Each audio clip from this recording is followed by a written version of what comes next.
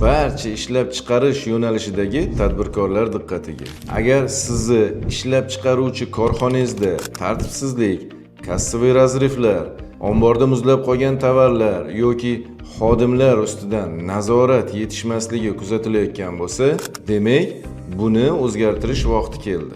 Biz sizga bu muammolarni hal qiladigan yechim taklif qilmoqchimiz. Ya'ni ish jarayonlarini raqamlashtirib, avtomatlashtirilgan boshqaruv tizimiga o'tish. Bu tizim orqali siz barcha uchotdagi muhim jarayonlarni nazorat ostida ushlab turasiz. Xodimlar natija uchun ishlashni boshlashadi. Siz esa strategik qarorlarga diqqat qarata olasiz. Aynan ishlab chiqaruvchi korxonalar uchun biz maxsus dastur va uni joriy etish tizimini ishlab chiqdik. Bu dastur yordamida ish jarayonlaringiz iziga tushadi.